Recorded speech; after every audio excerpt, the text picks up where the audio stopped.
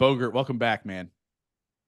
Dude, I just love being with you. We've been jamming now for what, 30 minutes before you hit record. We both were talking about how we could have recorded pretty much that entire conversation and it'd be fire podcast material, but I'm grateful that was private between us because, man, you're one of my favorite people on this planet. Yeah, man, and same to you. And you know, it's one of those things where you and I connected. I don't even remember how. Like, you were doing the podcast rounds. I was one of the people that, and I was like, "Whoa, this story is Anthony incredible." Trucks introduced us. Oh, that's right, dude. He was just literally. I didn't realize this yesterday. He was speaking somewhere 45 minutes from me, and I didn't see it till the evening. And I was like, "Dude, you're in King of Prussia. That's 45 minutes from me."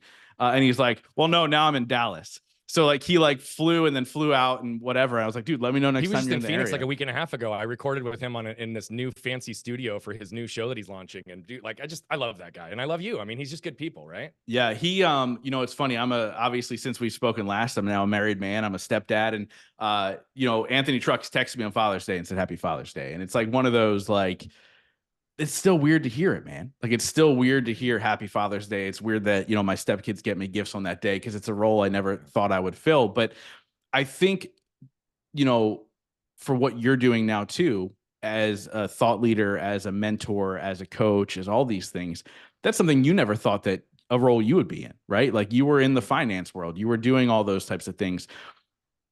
When did I don't know if we talked about this the last time because we're talking years ago at this point, but like, when was that realization in your life that, like, I'm meant for more? So that question and the way that I just received it from you, like, brought up a whole bunch of stuff because there wasn't like a singular moment to the answer to that question. I would tell you that I have believed I was meant for more for way longer than my decision to transition what I was doing in the world to step into it, right? I've known for a long time that there's no way I would have gone through the things that I've gone through, had the perspectives that I have, unless it was for some greater purpose.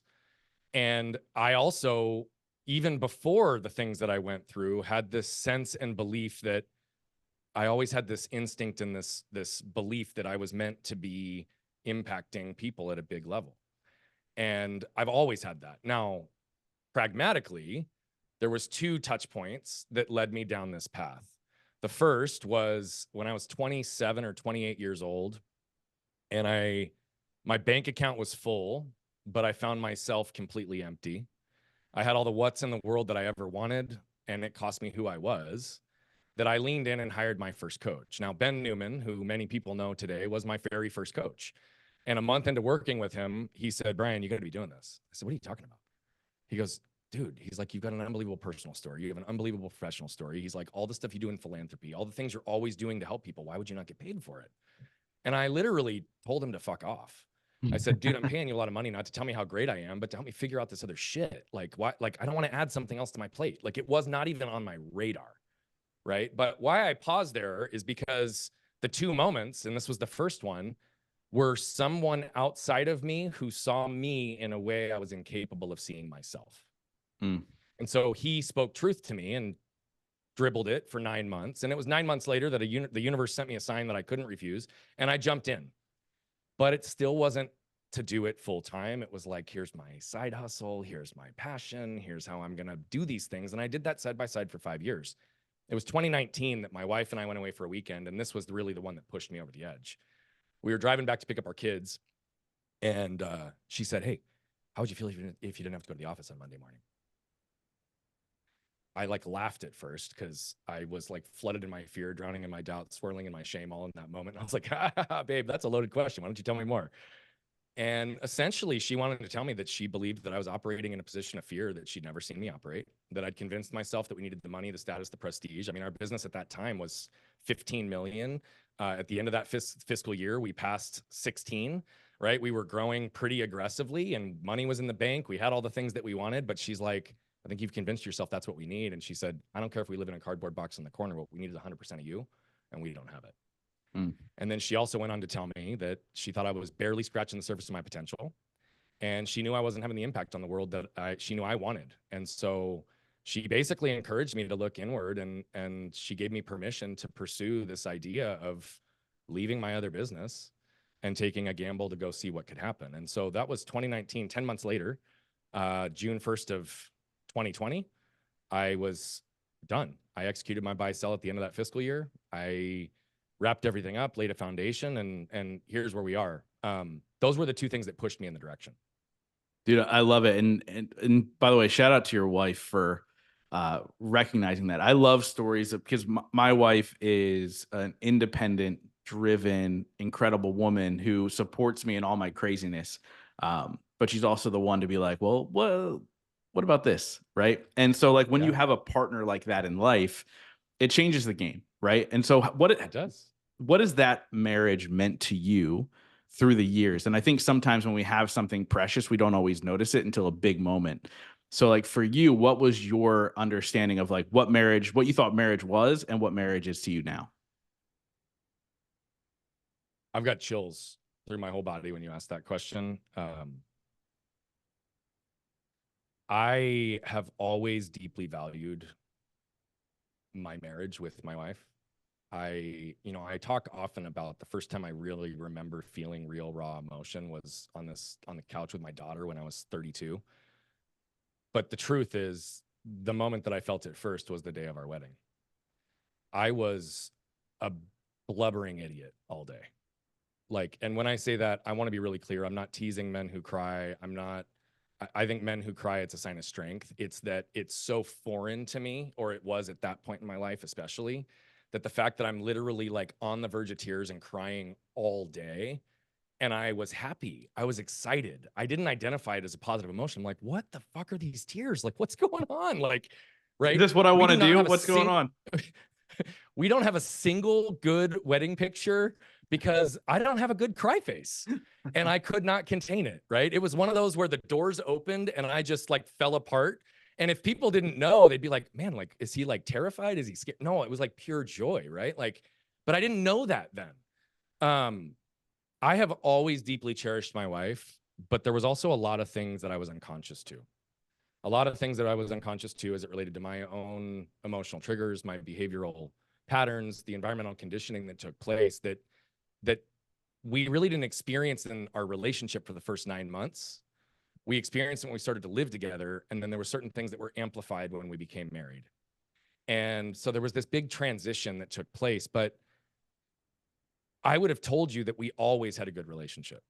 We always had solid communication, but there was always something that seemed like it was missing. And it wasn't that it was missing between the two of us. It was like a missed connection opportunity between us, right? And it was these little areas where we had unconscious protection and armor due to a variety of different things. So I go here to say, I left June 1st of 2020, right? My business, for the sole purpose of getting clear, not only on who I am, but to help everybody get clear ultimately on who they are and live the lives that they want. Now, the language we use today is slightly different, but that's ultimately the goal for all of us, right?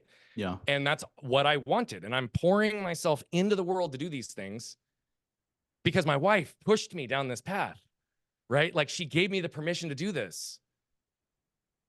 And then April of 2021, 10 months after I left, we're sitting together on the back patio at our house, and she goes on to tell me that things I'd done, ways I'd shown up, patterns that I'd created, some of which still exist today, had created a path that caused her to lose who she was. Mm. Like a fucking dagger to the heart, brother. And what came from it was that she had been trying to tell me for a long time, and I was not able to see it until that moment, that I'd been an angry person, that I'd been dealing with anger in a way that was far greater and far more damaging than the shame in my life had shown up, which I'd been working on for a number of years at that point. And so I had this moment where I could have reacted and guaranteed that I wouldn't have been married for another 30 days, right? Or I could maintain composure in that moment and respond and attempt to understand it. So I'll skip a lot of the middle ground, and we can go there deeper if we need to.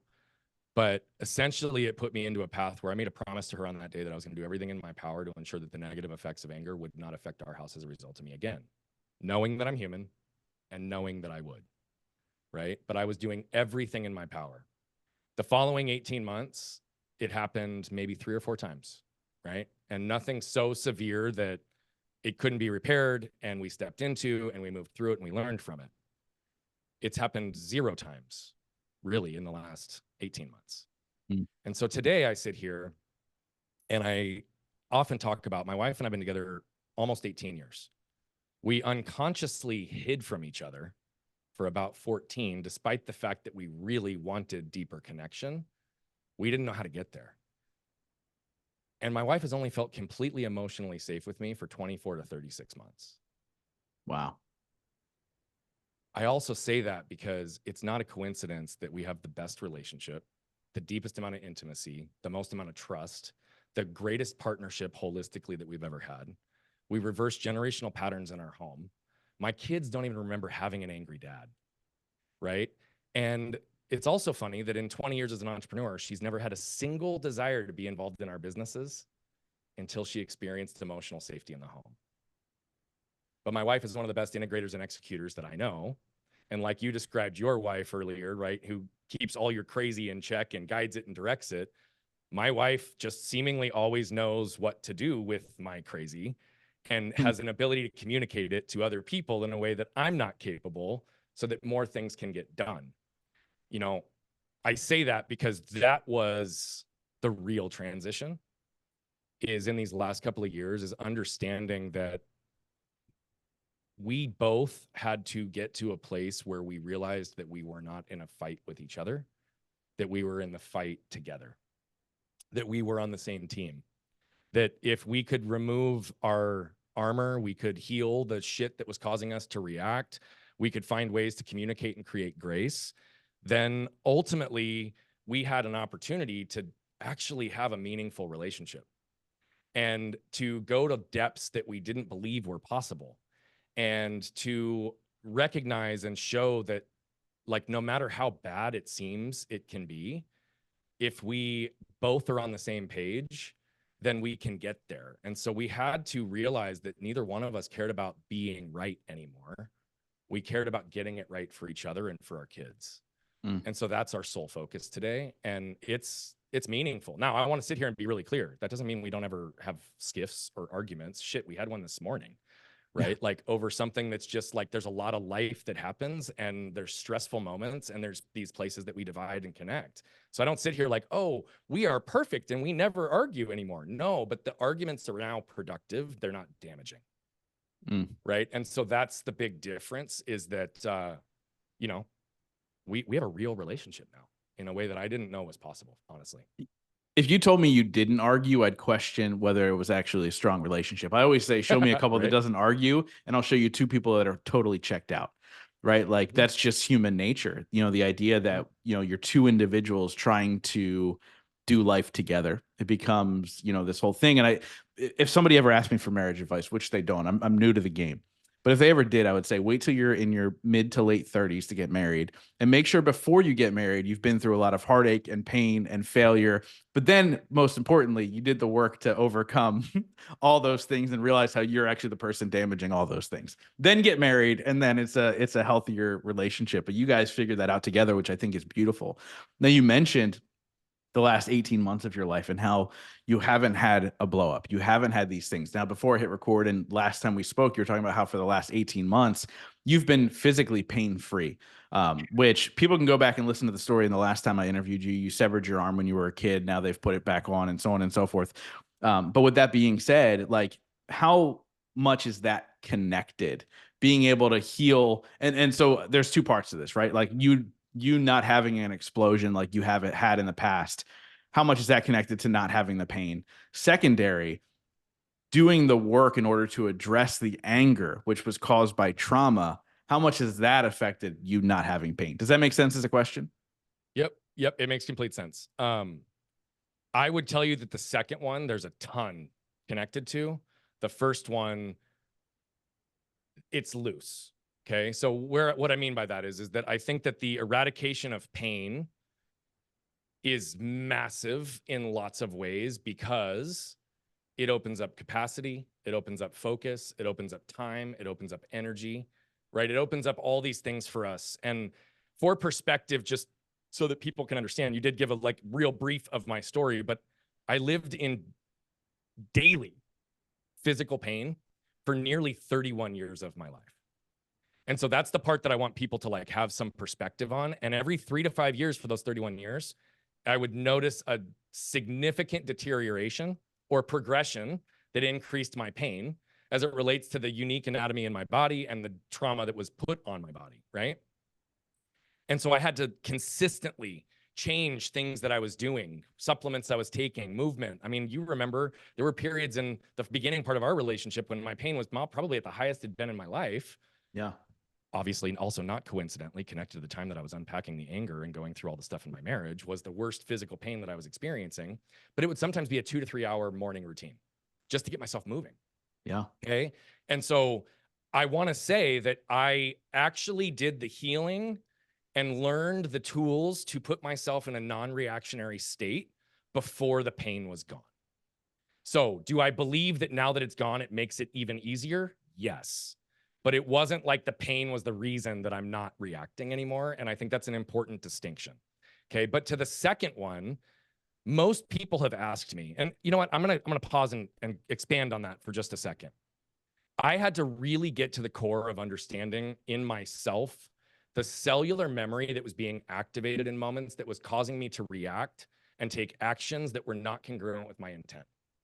Okay. And what I mean by that is like, how would my anger come out? Well, I have a giant personality and a giant energy. I know this. I walk into a room at this point in my life, and whether or not I say a thing, it's felt and people know I'm in the room. I couldn't admit that or own that for years, but I also have a really unique ability to infuse life into people. That same superpower flipped on the other side can cut someone to the core just as quick. So I didn't verbally abuse, I didn't physically abuse my family, but if I got tense or on edge, just a look could cut them to the ground, right? But it would show up in my marriage like this. My wife would say something really simple like, hey, honey, what are you going to do with the kids this weekend? But my shame and my anger filter would cause me to hear it this way. Hey, honey, you've not done enough to be a good husband and father here recently, so what are you going to do to make up for it this weekend? And then the cellular memory would react and activate. And all of a sudden, I feel this wave of emotion over my body. I puff my chest and I rattle off the 10 things I've done in the last 4 days to show her I'm a good husband and father. Wasn't even what she asked, right? But again, it's one of those situations where I felt the need to defend being a good husband and father. I felt like I was being attacked, even though it wasn't anything that she had to say. And so, frankly, it was also a gift because it started to help me understand and to create a pathway and a model for others to bring conscious awareness to these moments when our intent is not being understood. And I think that was one of the most powerful lessons in this period, though I've been teaching it to my kids. It landed here, which is the world will never judge you based on your intent. The world will always judge you based on your actions, right? So now we come full circle, and many people have said, how do you, like, what'd you do? What'd you do to get your pain gone? Well, if there's something that I could have done before, a healing modality, Reiki energy healing, acupuncture, neurofeedback, like plant-based medicines, I've done it. None of it took the pain away, right? And so the truth of it is that I believe that the day that I woke up without pain was the day after I had the deepest amount of healing and the deepest amount of congruence created in my life. And so I do believe that doing the work to unpack my anger, to really understand the deeper underpinnings of shame that were still connected to it, to do the work that I help other people do today with much more efficiency than I was even capable of doing at that time, actually put me into a place where I healed at a level that I never thought I would. Now, here's the truth. My physical pain, I believe at this moment, was a manifestation of emotional pain that was buried too deep for me to actually get to unpack and understand so that I could heal it. And once those things were done, my pain went away.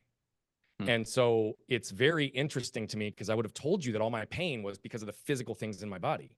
Dude, my AC joint is still shut. I have no cartilage. I still have 2 herniated, blown out discs in C6 and C7. I still have a curve in my spine because I don't have a lat on the left side of my back, right? Like there's damage done to my body that doctors now are looking at me saying, there's no medical reason why you should be out of pain. Yet I am, right? And so it does change everything. And it's like the veil has been lifted because I didn't have perspective on what a day without pain could look like. Again, 31 years of daily pain, and I wake up the next day and I don't have any. It took me 6 months to even believe that the pain wasn't going to come back, right? Because it was so long and so conditioned that I didn't even have the perspective of the contrast of what it could look like to not be in pain. Yeah. And it's so crazy, right? You've read throughout since Bible times of miracles that happened, right? Like these miracles, all of a sudden I can now walk, I can now do this, I can now do that. And I think what has happened is essentially what you're talking about, right? Like healing these things that we've been through beyond just the physical. That can, and look, you can probably break it down to science. I'm definitely not I'm sure it's an inflammation based thing that goes this, and this. But the reality is, like, if you're not dealing with those traumas and those pains and those past transgressions, wrong word, but that's where I'm going. If you're not dealing with those things, you're going to carry that in some way, and it usually manifests in the physical. But I think it's still wild that you're missing a lat, you have a curved spine, you have 2 blown out discs, and you're still not in pain, right? You have the physical proof that you should be, but it's just not there. And so, like, what are you doing now? Because again, you had this massive routine in the morning, and I know you and I have talked at length about that, and you were taking all these supplements and all these pills and all these things. What does it look like now for you to maintain where you're at now? Yeah, I'm one thing I want to say, and I will highlight this because I think it's extremely important. Science does support it, right? And I didn't know that for a long time, and so I want to hit that before I tell you what I'm doing now, because I think it's really important for people to hear this. There's 2 components that I think are really meaningful in this type of conversation. One, there's over 40,000 cells in the heart that are called sensory neurites. They're brain-like cells, and they carry cellular memory. And they have actually shown and proven that if you go through the intellectual process of unpacking the patterns of your past alone, and you don't actually embody the associated emotions within your body and your physical sensations, then those 40,000 cells don't heal. And you'll continue to repeat the same patterns. They've also done a lot of studies in science that have shown that, like, pain meds, right? Acetaminophen, for example, reduces social pain. So behavioral and neural evidence have actually shown that where our physical sensations of pain show up and where some of the elements of social rejection show up, they show up in the same areas of our brain. And so pain meds actually will numb and reduce whether it's real physical pain or perceived pain because of emotional or social reasons. And so it's very fascinating because they're so closely linked in our bodies that it's difficult to separate it. And it's difficult in this world because the world always tells us to reduce, eliminate, or avoid pain. And what do most people do? They find ways to numb. So they don't feel it, but then they feel it worse. Okay. So I had to say that real quick. What am I doing today? I said it took 6 months before I believed it was real. Okay. So that puts me about a year now of experimentation. And what do I mean by that? I have gone through, for lack of a better term, an elimination diet with my life. Okay. You've heard of elimination diets with food. It's like identifying, like, what's most essential, what's causing the inflammation, what's causing the issue. You and I were talking before this call. I mean, not only was I doing all these things physically to get myself moving, but I was taking handfuls of supplements daily, right? Curcumin, like it was going out of business, turmeric, all of the mushroom compounds for my nervous system, like you name it, I was taking it, and it worked. It did. It helped me in those times. But once I got through the 6 months and started to believe that this was possible and sustainable for the rest of my life, I wanted to see what the real baseline was. So I'm still experimenting with that. What I will tell you, though, is that 95% of the supplements that I was taking, I'm no longer taking, and the pain has not come back. That my need to get physical movement, stretch, and body work in every single morning, or I'd be stiff as a board and incapable of moving, I do it on an unneeded basis now, right? It's still typically once or twice a week, but now it's 30 minutes of intentional stretching and, like, getting my body loose versus 2 to 3 hours a day. Okay. I was in a place where I'm a big believer in nervous system regulation, not only in our ability to open up our capacity to actually be able to heal, but in its own healing capacities as it stands independently. And so I did a lot in the couple of years leading into that with a lot of nervous system regulation, a lot of contrast therapy, infrared sauna, and cold plunge. I was doing it 4 to 6 days a week. I don't have it at my home, though it's going to be an investment I make here in the next year to put it at my home because I'm tired of driving to go there, and I would do this daily and easier than I could. But the point is that I wanted to see what's the baseline. I have discovered that my baseline for my nervous system regulation, I have to go at least once every 7 to 10 days to keep maintenance. If I let it go longer than that, then other things start to manifest. Some tightness in my muscles and like things that could contribute back to pain can start to develop. But if I go at least every 7 to 10 days, and most weeks I'm going twice a week, right? And so when I stay regular and consistent in that, it's good. That's the reality though for me, is that I don't have to do 90 to 95% of what I was doing before. And when you're dealing with pain, this was one of the shifts that started to lead me down this path. Pain was just like everything else I felt in my external world. I felt the need to fight it. I had to fight the pain, right? So all of these activities and all these things were my armor, were my attack, were my defense to just beat pain, right? Like I'm going to win in this battle against pain. And I got to a place where I was mostly, because it wasn't debilitating to my life. But there is a big time truth as well to say the surrender is really where it started to transform. And my understanding that, like, as abstract and esoteric as this may sound, I know that you'll buy into it, you get it, you understand in your own ways.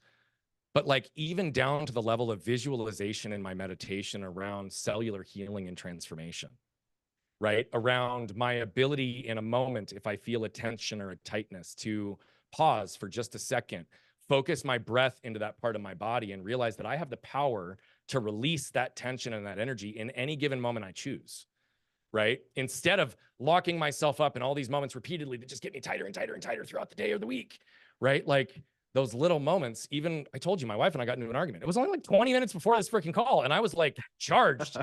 What did I do? I came in here and I released the tension that I didn't need to carry because it wasn't going to serve me, right? It's not numbing. It's not avoiding. It's I sat with it for just a minute, long enough to understand it, to release what was manifesting behind it, which was not going to be additive to my life.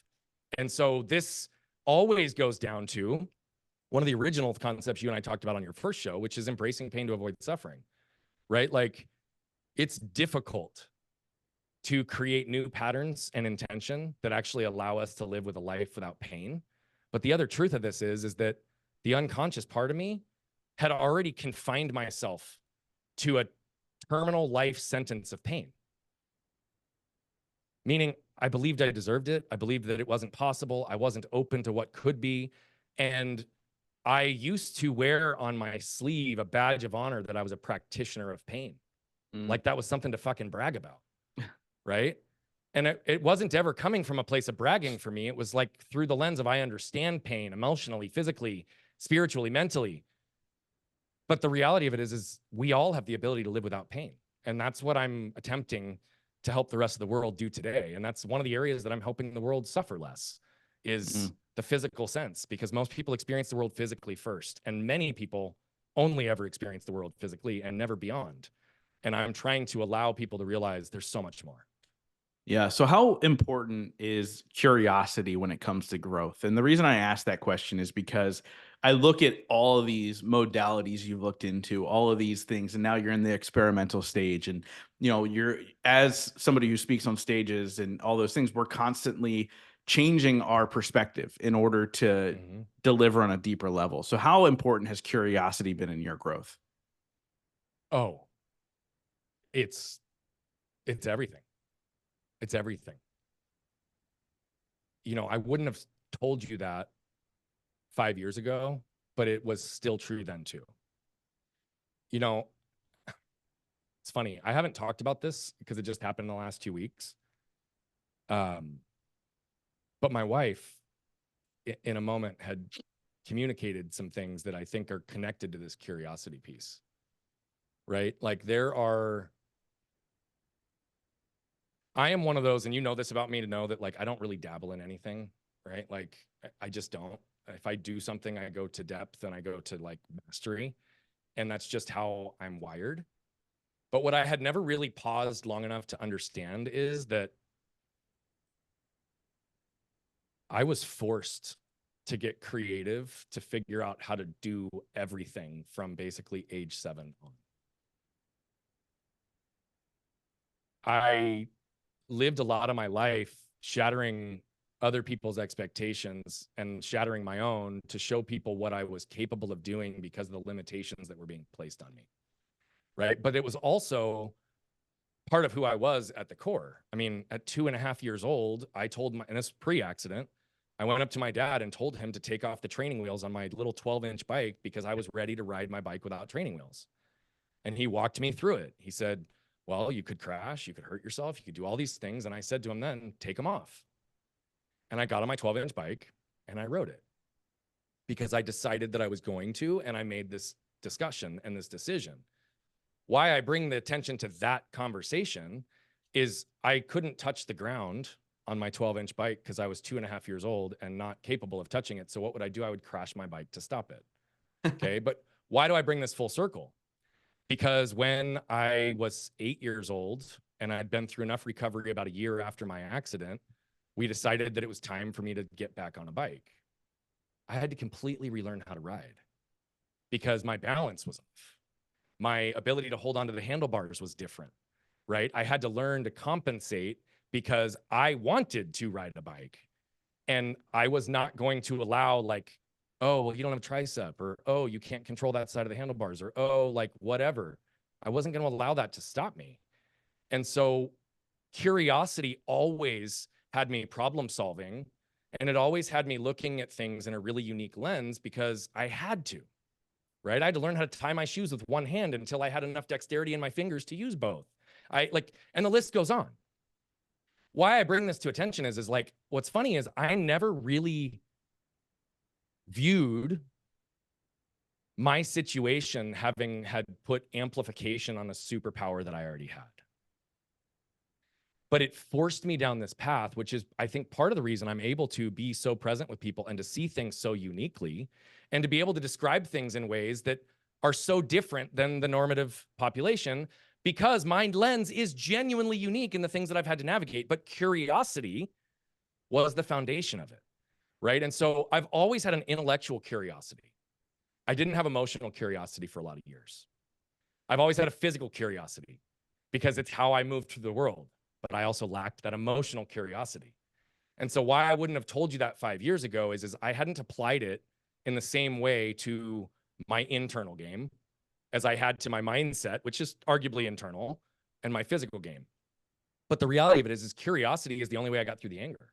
Curiosity is the only way that we developed the 5 pillars to waste to wealth that now people are able to deploy in their lives and actually see a material difference in their lives and their businesses. Right? I had to create a pathway for myself because there was not one that existed in the world that was giving me what I needed to heal, which meant that if I wasn't getting there, that meant others were not also. No matter how many amazing healers, no matter how many healing modalities are out there, and here's the truth, most of it's universal truth, but if it's not communicated in a way that's accessible to the end user, it doesn't matter, right? And so I had to figure out what that was, and it was curiosity that led me there. Connected to curiosity is also creativity, though. And as little as 4 years ago, buddy, I didn't even believe I was a creative person, even though I'm fucking highly creative in many ways, right? And I didn't know that. I didn't see that. I just viewed things as a very like transactional, pragmatic application in my life. But creativity is one of the greatest expressions of self. And curiosity and creativity are closely linked because it's what allows us to explore beyond what we can see right in front of us. Yeah, I believe curiosity is a superpower. I'm diving into so many rabbit holes in my life right now of like the narratives that were created in our lives by society and like how, what's true, what's not true. And then there's a saying like curiosity killed the cat. Right. And so at a young age, we start to hear this phrase of curiosity kills the cat. And I believe it stops people from being curious. It stops people from asking the right questions. It stops people from figuring out who they're supposed to be, right? I believe a big shift in my life is when I stopped trying to be the most interesting person in the world in the room and started being the most interested person in the room, right? But that goes back to curiosity. I'm truly curious about people's lives. That's why this podcast has lasted 8.5 years, because every question I'm truly curious about. Now, obviously, when you build a friendship over 5 years, sometimes we already know the answers before we ask the question. But that was because when I first asked the question, I was curious, right? And so I want to ask you a question. I don't believe I asked you the first time around because early on in the show, I asked the question, then I stopped for a long time. But I realized how powerful the question is because I get to interview people that have large footprints in the world, right? Whether it be books or podcasts, or, I mean, I think you've been on a guest on how many podcasts? I think 800-ish or so. Yeah. So by the way, I Something interviewed a like guy that. last week who's been on 4,000 podcasts. Oh, 4,000. Yeah. I was like, where do you find the time? It's insane. and how many years is that over? Like, that's a I think it was, huge. I think he said 10 years ago he started getting on podcasts. So it's like, But that's 400 podcasts a year. yeah. That's And more than one a day. I he, maybe it's true, but like when some people tell me that, and I know that what I've done in 4 years is 800, I'm like, there's not a lot of people that can do more reps than I know I'm capable of. It always makes me question, but I'm not trying to take away his you've got to credibility, but Google it's a him. lot. But it's you versus It's a him lot. now. It's you versus him now. It's me So versus him. I'm gonna challenge him. I'll be like, let's go, bro. I'm just kidding. it's a new challenge for you. So, but you know, we all have these large footprints, right? Like my podcast, hope, you know, part of my will is going to be, you must pay the $5 Libsyn every single month in order for this podcast to remain on, you know, all the platforms, because we create these footprints. But I want to ask you, at the end of your life, if you're on your deathbed, and I want you to imagine everything you've created is gone. All your coaching, all of the podcasts you've been on, all these things that you've created, it's disappeared. And you can only be remembered for one sentence. What would you want that sentence to be?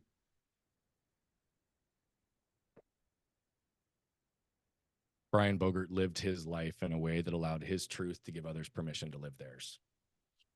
I love it. I love that answer. I've not heard one like it so far, and I've probably asked it 200 times, give or take. And I think that you are living that truth, right? A lot of times, I love asking that question for people who aren't living in their purpose, because it gives perspective into like, oh, wait, hold on. I'm not going to be remembered for that in this moment, right? And I believe there have been people that I've asked that question to on this show that they have that aha moment at that very second to realize, hey, I'm not living in my purpose. And so I want to ask you a question about purpose, because that's the word that gets thrown around all the time. I'm living in my purpose. I'm trying to find my purpose. What's my purpose? What is purpose to you? And is there an antidote to figure it out? A good question. You know, the reason it was so easy for me to answer that question the first time, though, with you was because I'm very, very clear on my purpose and my stated reason for existence in this world, which didn't exist in this way. This language has only been about 2 years old. It's literally my reason for existence is to allow my truth to give others permission to live theirs. So purpose to me, I think many people know what it's not, but they don't know what it is.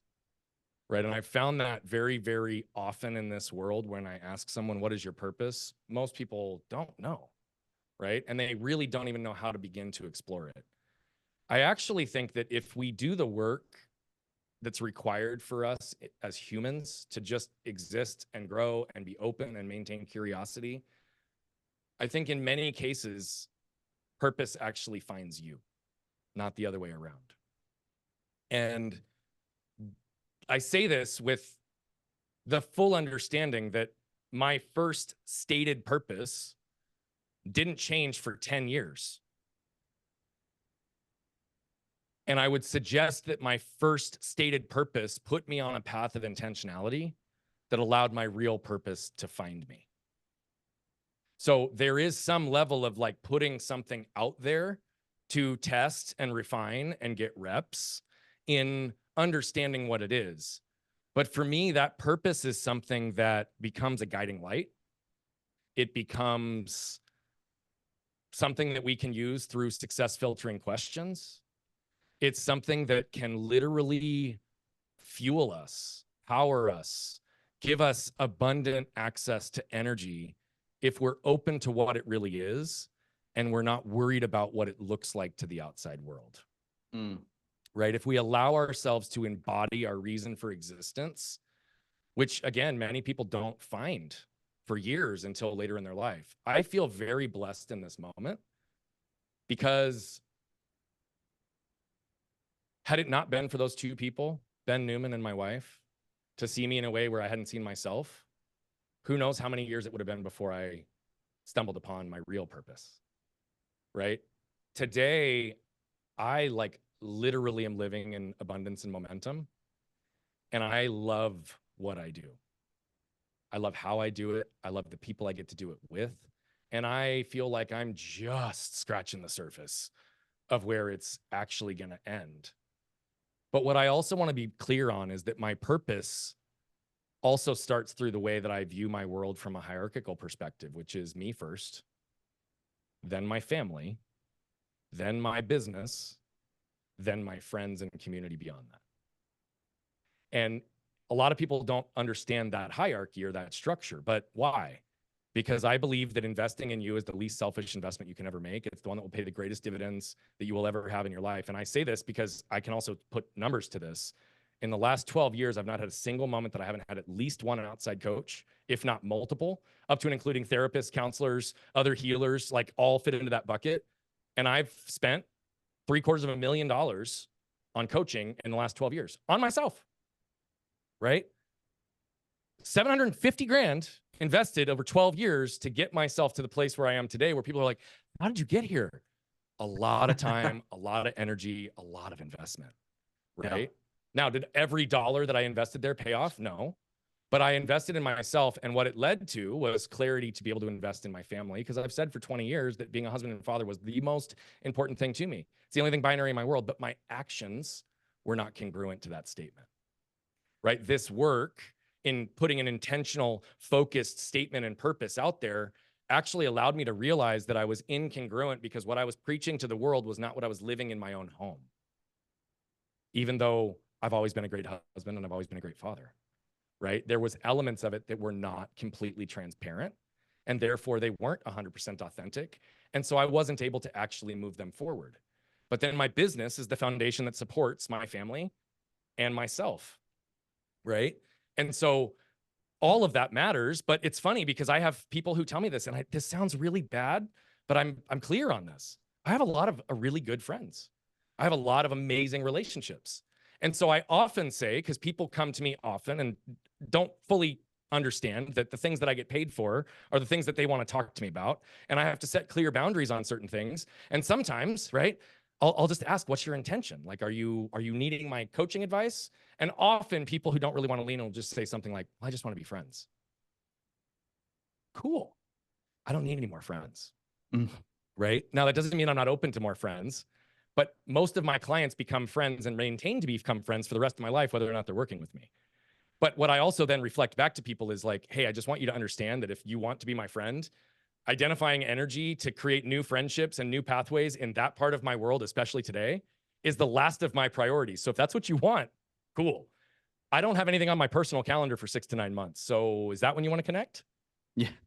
Right. And I don't mean it in a cheeky way, but it's like, it's one of those things that I'm so clear. So when you ask me the question, what do I want on my deathbed? What impact do I want? It's even in that same hierarchy. I want to know that I lived my truth, and that I lived my truth in a way that allowed me to further seek my truth. I want to make sure my family sees the example that I set and the spaces I create for them so that they can live into their own truths and know that dad will always use truth as a barometer. My business needs to see the congruence in the top two. Otherwise, I don't have a fucking business, because then I'll just be like a snake oil salesman, like so many other people that are out there talking and don't really have anything to say, right? And then ultimately in my friends, my friendships that are real are actually like family, just to be clear. So they get focused in that same category. It's the new friendships in the community that are ancillary. But why I say that is I'm so crystal clear in my purpose and how it flows through my life that I'm able to use it as a self-regulating tool today. What I would suggest, though, to answer the second part of your question in a really simplified way, this won't get you necessarily to your purpose, but it will point you closer. I want, if you're listening to this, to create 2 lists. On one list, I want you to write down all the people, places, sources of information, and environments that leave you feeling uplifted, that light you up, that you're on fire, that you feel full of joy, freedom, and fulfillment, that you could spend 8 hours there and it felt like 1 because you're in flow. You can't wait to get back to see those people, to be in those places, see those things, and be in those environments. We all know what that feels like, right? On the other list, I want you to write down all the people, places, sources of information, and environments that leave you feeling defeated, disconnected, unworthy. Any low frequency energy and emotion that you could spend 1 hour there and it felt like 8 because you're slamming your head against the wall and you can't imagine being around those people, being in that place, or going back to that environment again, right? Have knowledge on where your actions and where your focus and your values align in these 2 areas, and focus on reducing, removing, or recycling as many of the things on the negative list as possible to spend more time over here, okay? That in and of itself, even if it doesn't tell you your purpose, will start pointing you towards what's important to you and for how you'll live your life from this day forward. I love that answer. So you know that I wrap up every single interview with the same question, but before we get there, and I'll switch yours up a little bit because you've already answered the question. But before we get there, how do people follow you? How do they get a hold of you? How do they work with you? What's all the good stuff? Yeah, if you're on social media, go to at Bogert Brian on any channel. If you are on web, go to brianbogert.com. We do a lot of stuff in terms of free educational resources. We run a lot of challenges. We run a lot of things that really are designed to help people to have zero or very low barrier of entry from a financial perspective. And yes, we have very high ticket stuff too. But I say that because if you have interest or intrigue or you need help and you don't have the resources, lean into our world. That's what we're trying to do, is to help everybody we possibly can. I love Move it. people, So move people, bro.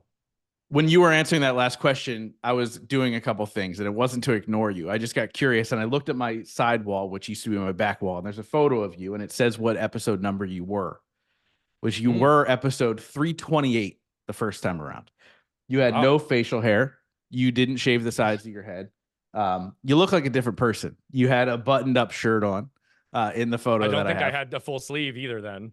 You had zero tattoos that I can actually see in the photo. You had like a buttoned up shirt with like but short sleeves on. That was my corporate armor. Yeah. Yeah, Trying to be an entrepreneur, that was still like the little bit of corporate armor I was holding on to. dude, I hear that. I very quickly got rid of the corporate armor because I was like, this is why I'm leaving my job, to not wear these clothes. And then I started clicking around because I'm like, I don't like what episode number am I on now? I know I'm in the 500s. So it's crazy. This week I released 527. So if I released you next week, you'd be 528. So 328 and 528, which I like that. What? Which I like that. That's so maybe amazing. Yeah, so maybe we'll do that. I'll get the team to switch things around and we'll get you out by Tuesday. But I point this out because it's been 200 episodes, not necessarily 200 weeks, because there's times that I've done a secondary episode in a week. But it's been a long time. And in those years since you've been on last, what has been your biggest moment of growth?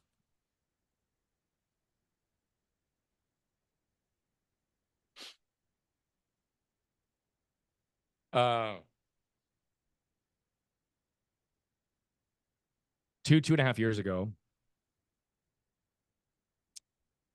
I realized that there was an unconscious level of ego and protection that told me that even though I took a chance to go be a thought leader, a coach, a speaker, that I actually believed that I wouldn't be able to make it doing that alone. And so I created a lot of extra noise in my life, created a lot of other side businesses. And I also was not effectively setting boundaries. And therefore, there was a few of those businesses that led to elements of emotional and financial extortion. And I don't say that because any of my business partners are bad people. I take it through the lens of I wasn't setting effective boundaries. Well, I know you shook your head because there was at least one business where there was a really not great person that was in that business model. And you know that because, yeah, okay, I'm going to laugh at that one, but I'll leave that where it is. But what it really was coming down to was I didn't have the belief and the conviction in myself. And what I say today is that armor protects pain. Those other businesses were armor for me.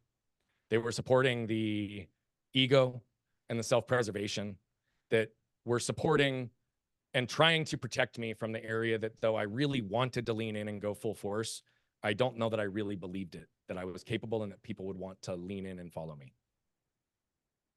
Boundaries, however, are a communicated contract that exists based on your clear existence.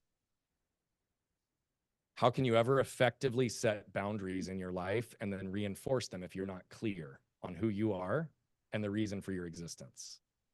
And so that turning point for me, as you know, and you witnessed, went from a very clear aha to what I had been doing. And two of the side businesses, by the way, were already multiple six figures. But I was also never supposed to be the operator, and I became the operator in both of them. So I burned everything to the ground in a matter of weeks. And I burned everything to the ground, even as it related to the language and the branding that we were using in this world. And I got really focused and clear. I interjected a lot of my historical experience as an entrepreneur that didn't get done in the first period of time. And we laid the foundation that we got so focused on, and we're so clear on what it is and how we were going to like actually build it, that we laid the foundation. And now 2 years later, the momentum that's created from that has been absolutely ridiculous. And I have gone from a place of not being able to open myself to receive to most days, I can't draw a direct line to the revenue sources that are actually real time in our world. Like I can, we have marketing channels and different things that like I know where they're coming, but there's at least 50 to 60% of my revenue that seemingly comes out of nowhere. But I'm open to receive it now. And so that real clear moment 2.5 years ago, that I was not living clear and consistent and congruent with who I am and what I want, and forcing myself to step into congruence, changed my life, changed my business, and it changed the trajectory of where we're going. I love it. Brian, thank you so much, man, for coming on the show again and sharing your journey with my audience in such a vulnerable way. And thank you, most importantly, for your friendship. I'm a better person because you're in my life, and I appreciate you on the deepest level, man. This has been a lot of fun. I appreciate it. Love you, brother. Thanks for having me back.